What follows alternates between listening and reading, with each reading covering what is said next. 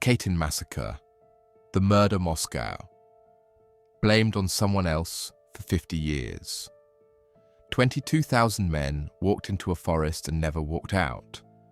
For 50 years, one government insisted the Nazis did it. The truth had been sitting in a sealed file the entire time, signed, dated, and approved by the men who actually gave the order. In the spring of 1940, the Soviet Union, having invaded and occupied eastern Poland the previous autumn under a secret agreement with Nazi Germany, faced a specific practical problem: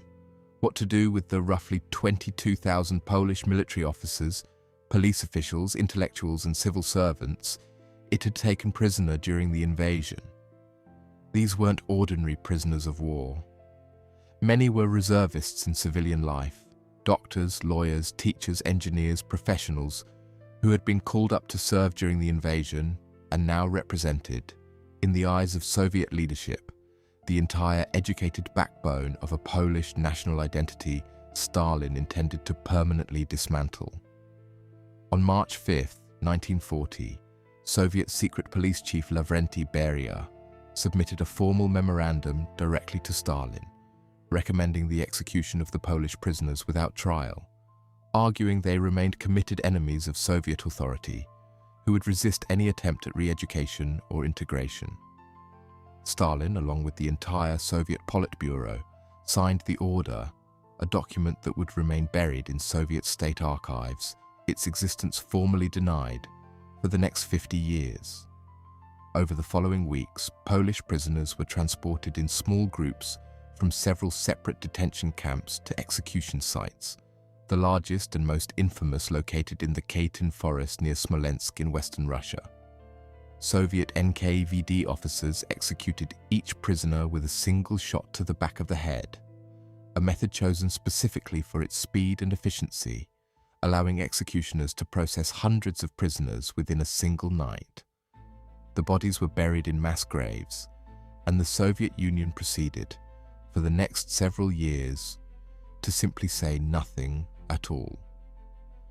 The massacre remained entirely concealed until April of 1943,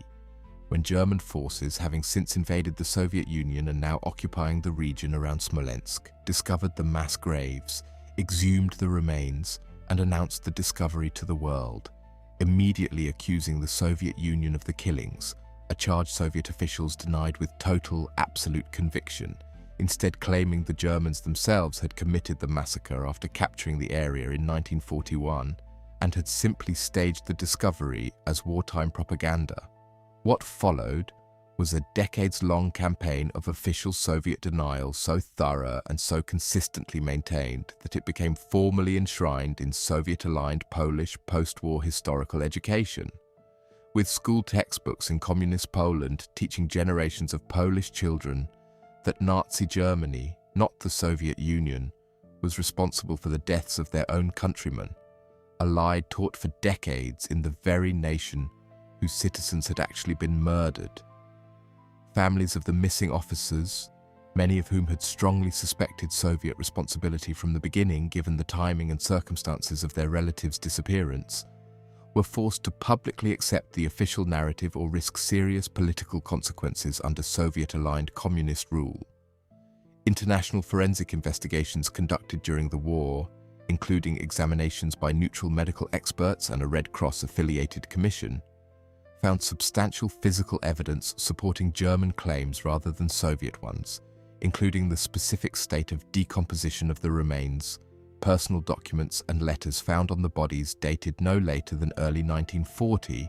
and the type of ammunition and execution method used, all of which were more consistent with the timeline of Soviet, not German, custody of the prisoners. Despite this evidence, the Soviet Union maintained its denial through every subsequent decade, and Western Allied governments, dependent on Soviet cooperation for the remainder of the war effort against Nazi Germany, largely avoided pressing the issue too forcefully, prioritizing wartime alliance over pursuing accountability for an atrocity that inconveniently implicated an essential ally.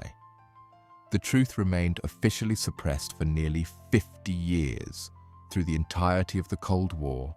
until 1990, when the Soviet Union, under Mikhail Gorbachev's policy of glasnost, finally and formally acknowledged Soviet responsibility for the massacre, releasing previously sealed archival documents, including Beria's original memorandum bearing Stalin's own signature, providing definitive, undeniable proof of exactly what many families had suspected for half a century but had never been permitted to say aloud. The acknowledgement came too late for virtually everyone directly affected by the massacre itself.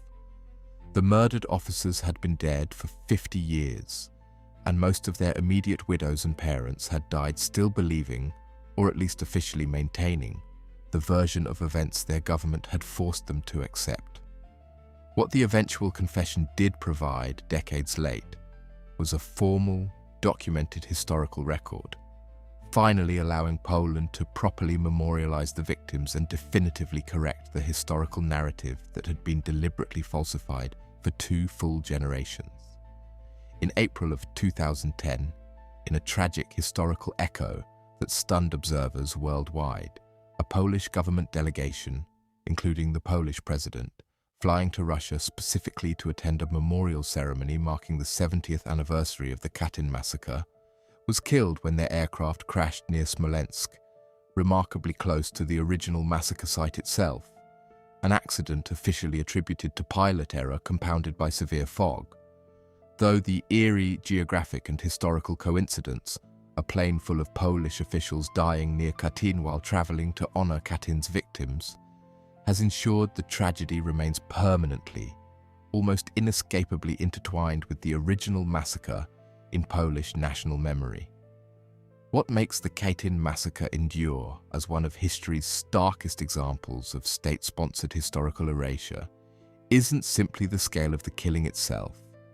but the sheer duration and completeness of the cover-up that followed,